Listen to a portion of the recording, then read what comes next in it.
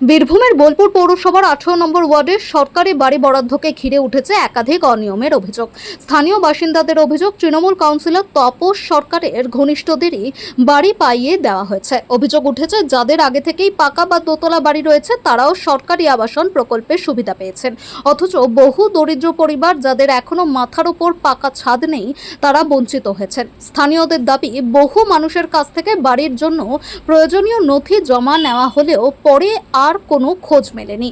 বাসিন্দাদের একাংশের অভিযোগ, এতদিন ভয়ের পরিবেশে কেউ মুখ খুলতে পারেননি। তাদের দাবি, কাউন্সিলরের অনুগামীদের তরফে হুমকি দেওয়া হতো।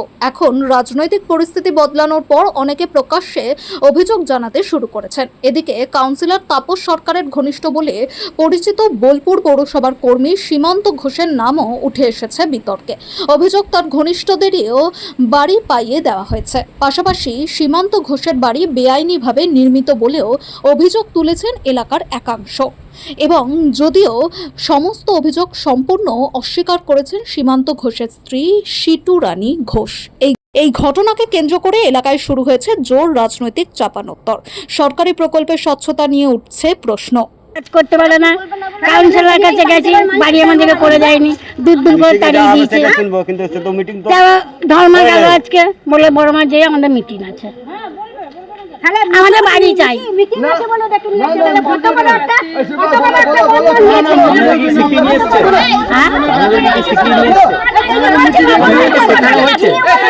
আমাদের কেউ শেখায়, আমাদের কেউ শেখায়নি। আমাদের ঘর চাই। এর আগে সবাইকে বলা হয়েছিল যে আমাদের ঘর দাও, বলেছিল হ্যাঁ দেবো দেবো, কিসের জন্য দেয়নি? তো এখনো দেয়নি। বাড়ির উপরে বাড়ি যারা পেয়েছে, আমরা কোথায় পেলাম? তার জন্য আমরা এসেছি। হ্যাঁ, কাগজপত্র নিয়েছে, কিন্তু অনেকে নিয়েছে, শুধু আমি দিইনি, কিন্তু অনেকেরই নিয়েছে। যাদের নিচে তারা এখনো পায়নি। আমরা চাইছি বাড়ি, চাইছি আমরা বাড়িটা হলে অত চাই না, কিন্তু মাথার ঠাইটুকুটা চাই আমাদের। না, আমাদের শিখিয়ে আনা হয়নি এখানে, মিথ্যা কথা বলবো না। না, অভিযোগ উনি করতেই পারেন, কিন্তু আমরা করি নাই, আমরা করিনি। হ্যাঁ, অভিযোগ উনি করতেই পারেন। আপনি কি ভাড়া আছেন? আপনি কি জানতেন যে এটা কাউন্সিলর ঘনিষ্ঠের বাড়ি? বেআইনি ভাবে বাড়িটা করা হয়েছে, জানতেন কিছু? না না, সেরকম ভাবে আমরা কিছু জানতাম না। ভাড়া দেওয়া হবে না ভাড়া দেওয়া হবে সেই সূত্র আমরা জানি। কি নাম এই বাড়ির মালিকের?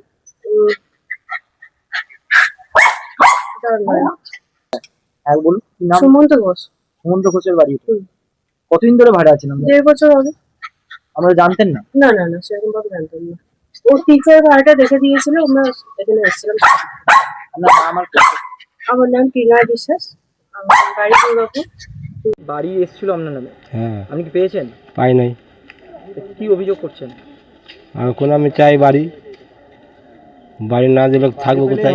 না পাওয়ার কারণটা কি? না পাওয়ার মানে আমি বহুত কাগজ জমা দিয়েছি, কাগজে কোনো নাম আসছে না, ওই জন্য বাড়ি পাইনি। এদিকে কি চক্রান্ত বলে মনে হচ্ছে?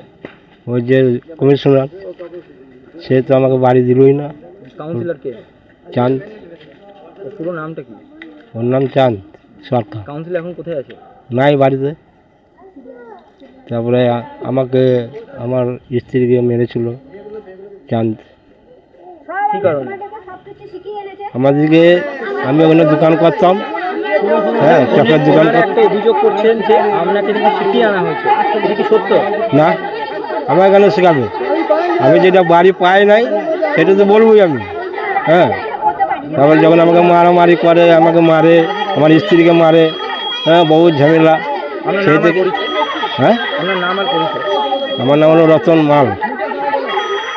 আমি বাড়ি পাই না। ওর অভিযোগ উঠছে হ্যাঁ, যে আপনি তৃণমূল ঘনিষ্ঠ বলেই আপনি অনিয়ম ভাবে বাড়ি পেয়েছেন এবং এখানে বহু না, এটা পুরো মিথ্যে মিথ্যে মিথ্যে কথা। কেননা আমার নামে কোনো সম্পত্তি নাই, আমার নামে কিচ্ছু নাই। আমি ওই জন্য আমি রাধা কাকুর কাছে দ্বারস্থ হয়েছিলাম, তখন রাধা কাকু তখন আমাকে ওই বাড়িটা দিয়েছিল। আর উনি বলছে যে না ইয়ে করছে, আর আমাকে বারে বারে ফোন করে জ্বালাতন করছে, আবার উপরন্তু ঠেট দিচ্ছে, অন্যায়ভাবে ঠেট দিচ্ছে। আবার কি বলছে, তোমার মেয়েকে বাড়ি থেকে বেরোতে দেবো না, তোমাদেরকে ঘরে থাকতে দেবো না, তোমাদের ঘর জ্বালিয়ে দেবো, পুড়িয়ে দেবো, এরকম ভাষা বলছে। তোমার কাপড় টেনে ছিঁড়ে দেবো, এরকম করছে। কিন্তু আমার উপরে যে অভিযোগটা উঠছে সেইটা কি বলবেন? কি বলবো, আমি তো বললাম যে না, উনি পুরো মিথ্যা অভিযোগ দিচ্ছে আমাদের উপরে। এমনি গ্রামের লোকেরাও বলছে একই কথা। গ্রামের লোকেরা কিছু জানে না, ওনাদেরকে যা বলে বুঝিয়ে এনেছে ওনারা তাই বলছে। ওনারা ঘর পান নাই, তাহলে তখন কেন কাউন্সিলরের কাছে গেলেন না কেন? আমার বাড়িটা, আমার বাবা, আমার স্বামী, আমি যখন কাউন্সিলরের কাছে গিয়েছিলাম রাজাবাবুর কাছে, তখন আমি ঘর নিয়েছি। আজকে চাঁদ সরকারের কাউন্সিলরের কাছে আমি ঘর নিইনি। উনি দেখেছেন বিষয়টা, আমার নামে কোনো কিচ্ছু নেই, আমি ওনার ইয়ে করেছি। তাহলে আপনি তার কাছে গেলেন না? এতগুলো লোককে নিয়ে আপনি তার কাছে গেলেন না কেন? তার কাছে কেন গেলেন না? আজকেও নেতাগিরি ফেলাচ্ছে এখানে। আমিও যাবো দিলীপ বাবুর কাছে, আমিও যাবো, যে বলবো এইরকম ও আমাদেরকে ফোনে অভিযোগ দিচ্ছে, ঠেট দিচ্ছে। কেন আমরা মানুষ নই? আজকে ওনার হয়ে কাজ করেছে বলে কি এ করছে? ও তো কাজের মানুষ, কাজ করেছে। আমাদেরকে কাজের জন্য রেখেছিল, আমরা গিয়েছি, কাজ করেছি, ওই জন্য অমনি করছে। কেন আমাদেরকে বারে বারে ঠেট দিচ্ছে? আপনার নাম আর পরিচয়টা? আমার নাম সিটু ঘোষ, সিটুরানী ঘোষ। আপনি কে হন? আমি সীমন্ত ঘোষের স্ত্রী হই। সুমন্ত ঘোষ কে? আমার স্বামী। উনি কিছু কি করেন পলিটিক্স? উনি না, ও এমনি পরিষেবা ক্যাজুয়ালে কাজ করে, উনি পলিটিক্স হিসাবে কিছু করেন না। উনি মিথ্যে অভিযোগ দিচ্ছে আমাদের উপরে। জিওটেকের লাইসেন্স কার নামে আছে? জিও টেলার কার নামে? আমার নাম আছে সিটুরানী ঘোষ। উনি কি জিওটেক করেন? হ্যাঁ আমি করি। কেউ চলুন তাহলে গোটা এলাকার মধ্যে দেখি ছবি তুলতে কবে গেছে। আমি যাইনি এই ওয়ার্ডে এখানে তাপস সরকার যিনি কাউন্সিলর, তার ওয়ার্ডে দেখা গিয়েছে যে একাধিক বেআইনিভাবে বাড়ি পেয়েছে এবং যারা গরিব তারা বাড়ি পায় নাই, এবং তার ঘনিষ্ঠরা কিন্তু বাড়ি থাকা সত্ত্বেও বাড়ি পেয়েছে। কি দেখছেন বিষয়টাকে? কীভাবে? কাউন্সিলর তো প্রথমে কাউন্সিলারই তো চোর, তার ওয়ার্ডটা তো চুরি হবেই। তা এখানে হচ্ছে ঘুঘুর বাসা, যারা খুবই দরিদ্র শ্রেণীতে বাস করে, বাড়িটা তো তাদের জন্য। মোদী সরকার স্বপ্ন দেখেছিল যে সবারই ঘর, প্রত্যেকটা গরিব মানুষের জন্য ঘর হয়। সেখানে কিন্তু বড় লোকরা কিন্তু গরিব হয়ে যাচ্ছে, গরিব সেজে নিচ্ছে, গরিবদের বাড়ি লুটপাট করে নিচ্ছে। তাহলে যেখানে কাউন্সিলরই চোর, তো ওর ওয়ার্ডে তো তাই হবে। আর উনি তো ভোটে জিতেন না, তো বিনা ভোটে জিতা মাল, ঠিক আছে? তো আমার এখন যেগুলো আছে, যারা বাড়ি যাদের লিস্টে নাম আছে তারা বাড়ি পায় নাই। যেমন এখানে তৃণমূলের কাউন্সিলর ঘনিষ্ঠ সুমন্ত ঘোষ, তিনি তার স্ত্রীর নামে, তার শাশুড়ির নামে, তার ভাইয়ের নামে টোটালটা বাড়ি নিয়ে বসে আছে। এমনকি জিওটেকের লাইসেন্সটা তার স্ত্রীর নামে করে বসে আছে। তাহলে এদের কি বলবে? এদের চোর বলে তো কি বলবে? দলটাই তো চোরের দল, আর চোরের দলের সর্দার তো এই যে চোর কাউন্সিলর। এখানে স্থানীয় যারা আছে তারা বলছেন যে এতদিন তারা ভয়ে মুখ খুলতে পারেনি, এখন তারা ভয়ে মুখ খুলছে। কি বলবো? হ্যাঁ, তখন মুখ খুললে বলতো এই তোমার লক্ষ্মী ভাণ্ডার বন্ধ করে দেবো, হ্যাঁ তোমাকে কোনো সুযোগ সুবিধা পাবে না। তার জন্য ওরা মুখ খুলতে পারে না। আজকে মানে সাহসে মোদিজি বলেছিল ভয় নয় ভরসা, তার জন্য আজ মানুষ মুখ খুলতে পেরেছে। এখানে দেখা যাচ্ছে একজন ব্যক্তির সাথে আমরা কথা বলেছি, তিনি বাড়ি পাওয়ার জন্য বাড়ি তার মানে কনফার্ম হয়ে গেছিল, কিন্তু তাও তিনি বাড়ি পাননি। হ্যাঁ, বাড়ি কনফার্ম হয়েছে, তো বাড়ি দেননি। উনি আমার সঙ্গে একদিন মিটিংয়ে গিয়েছিলেন, তার জন্য তাকে বাড়ি দেওয়া হয়নি। এটি কি পুরোটাই তাকে ভয় দেখানো হয়? হ্যাঁ, ভয় দেখানো হয়েছিল। এমনকি তাকে একদিন আমার সঙ্গে মিটিংয়ে যাওয়াতে তাকে মারধরও করার জন্য লোকজন জড়ো করেছিল এই চোর কাউন্সিলর তাপস সরকার। এখন তাপস সরকার কোথায়? এখন তাপস সরকার তোমার দেখা নাই গো, তোমার দেখা নাই। কি বলবেন তাহলে? এখন কি বলবো? যারা বাড়ি পায়নি তাদের অবশ্যই বাড়ি দিতে হবে। মোদিজির স্বপ্ন তো মানুষকে বাড়ি দিতে হবে, জল দিতে হবে। এনারা তো জলটাও দেয়নি বাড়িতে। হালকার জল, হালকার নল যেটা উপরে ছিল সেইটাও তো যেটা চালু করেনি, এখানে ট্যাঙ্কি করে বসে আছে। জল তাদের কি ব্যবস্থা হবে?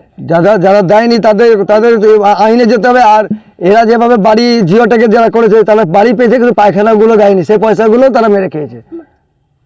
আর আগে যিনি কাউন্সিলর ছিলেন সেও নিজে 4টে বাড়ি নিয়ে বসে আছে। তাহলে কি নাম তার?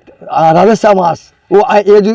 ও যদি বড় চোর হয়, এ তো মহা বড় ডাকাত যাকে বলে, ঠিক আছে? উনি নিজের ভাইপোর নামে, নিজের বৌদির নামে, নিজের ভাইদের নামে আরেকটা বেইমানিভাবে, মানে ওর দাদা ভাই থাকে দুর্গাপুরে, তার নামেও কিন্তু বাড়িটা একটা জমিতেই করেছে 4টে বাড়ি ওইখানে। আর ফ্রি বাড়ি যেটা গভর্নমেন্ট, যেটা খুবই দরিদ্র যারা আসলে ফ্রি বাড়ি, সেটা তার স্ত্রীকে, তার বৌদিকে দিয়ে দিয়েছিলেন। হ্যাঁ, আমার নাম হচ্ছে ধর্মেন্দ্র রোজক, সবাই আমাকে ধর্মা বলেই চেনে। আর আমি বিজেপির একনিষ্ঠ দীর্ঘদিনকার কর্মী।